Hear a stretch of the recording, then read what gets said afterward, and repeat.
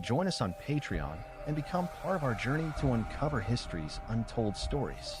Your support helps us create in-depth content, bring hidden narratives to life, and keep history alive for everyone. In the velvet shadows of the old world, while cathedrals rose and kingdoms clashed, 1492 arrived cloaked in religious fire and imperial ambition. It was a year etched in most minds for the voyage of Christopher Columbus. But behind the gilded curtains of European power in Rome and Granada, in the secret libraries of the Vatican, and in the whispers of wandering exiles, another story pulsed with suppressed urgency, a story of a people known as the Black Hebrews. These were not mythical figures or wandering relics of forgotten lore. They were very real communities, scattered from Spain to North Africa, from the Niger River to the hills of Judea, who claimed descent from the ancient tribes of Israel. And the most powerful man in Christendom, the Pope himself, knew of them. What the Pope knew in 1492 was not merely incidental. It was essential.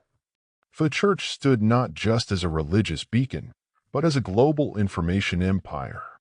Every ship that sailed for the Portuguese crown, every Latin manuscript carried by monks into the deserts of Nubia or the libraries of Timbuktu, every whispered testimony from Jewish converts in Iberia, all flowed eventually into the ears of the Vatican. And among these were consistent, undeniable reports that the people known as Hebrews, descendants of the ancient tribes of Israel, were not simply relics of European ghettos or Ashkenazi enclaves, but were dark-skinned, African, and fiercely rooted in an identity that Rome found threatening. The world of 1492 was already shifting under the weight of several simultaneous reckonings.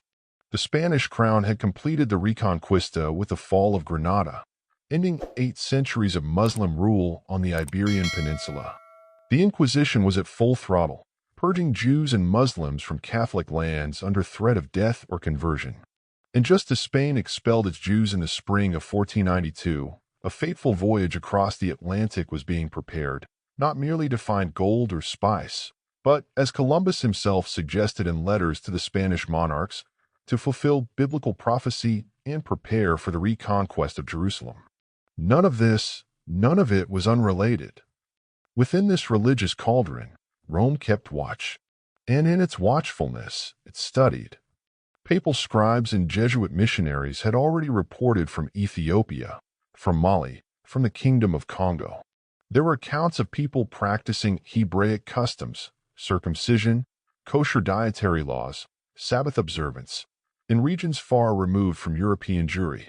The famed Prester John legend, originally describing a Christian African king descended from the Magi, had long captured the Vatican's curiosity. But beneath that myth were real African dynasties claiming descent from the House of David, most notably in Ethiopia, whose Solomonic dynasty claimed lineage from King Solomon and the Queen of Sheba. The Church had long engaged with Ethiopia. Letters were exchanged, envoys sent, and the Ethiopian Orthodox Church, while independent, maintained theological dialogues with Rome. In these correspondences, papal records reveal discussions not only of Christian theology, but of Israelite ancestry. The Ethiopians spoke of the Ark of the Covenant, hidden and preserved in Aksum, guarded by Levites.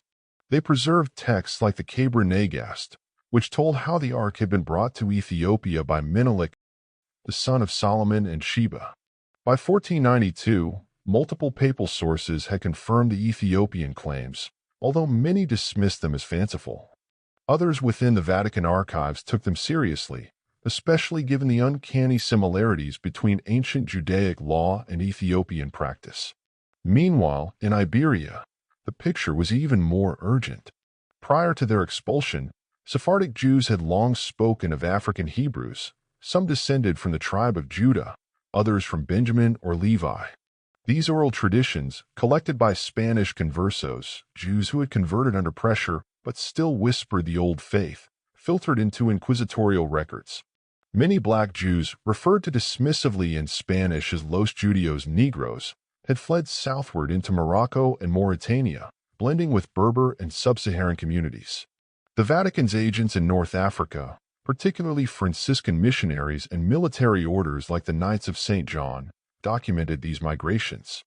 Letters dating back to the early 15th century referenced Israelite tribes of dark complexion who maintained the law of Moses, living beyond the desert. By 1492, Pope Alexander VI, the controversial Rodrigo Borgia, was a cardinal deeply connected to these networks. Though his papacy would not begin officially until the following year, his position in the Curia gave him access to a mountain of reports. Some scholars suggest he was aware not only of the existence of Black Hebrews in Africa, but of their deep connections to biblical history. Why else, they ask, would the Church so meticulously guard its knowledge of these groups? Why did so many papal archives on North African and Ethiopian Jewry disappear during later papacies? The presence of Black Hebrews was not just a historical curiosity.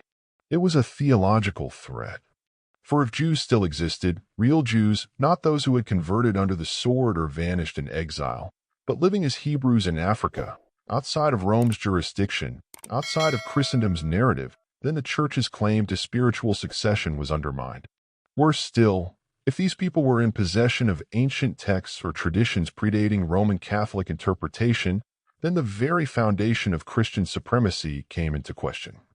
1492, then, was not just about exploration. It was about elimination. Spain's purge of its Jews, the funding of Columbus's voyage, and the tightening of doctrinal control under the Pope were all interwoven strategies to secure Europe's theological dominance. And at the center of this movement was a deliberate effort to silence or erase knowledge of Black Hebrews, those who embodied an Israelite identity too inconvenient to the narrative Rome wished to promote. The Vatican's maps from the era, some of which are now being re-examined by scholars, include notations of Jewish kingdoms in Africa. One such map by Fermaro in the mid-15th century identifies lands near the Niger River populated by people of the covenant.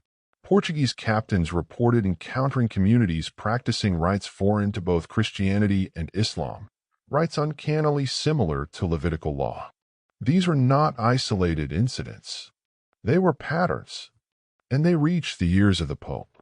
One cannot forget the striking testimonies found in early Jesuit encounters in West Africa, where locals claimed descent from Israelites brought across the desert in earlier centuries. In the Portuguese-held Kingdom of Elmina, and in areas stretching through the Gold Coast and into the interior, Christian missionaries were stunned by what they saw: rites of passage, dietary codes, and prayers that bore eerie resemblance to Torah law. Though many of these reports were dismissed, redacted, or buried, enough survive in the Vatican's missionary journals to suggest that the Black Hebrew presence in Africa was not merely known, it was actively suppressed. Why suppressed?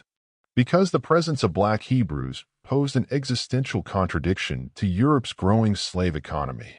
If Africans could be documented as descendants of the tribes of Israel, then the moral and theological foundation of the Atlantic slave trade would collapse.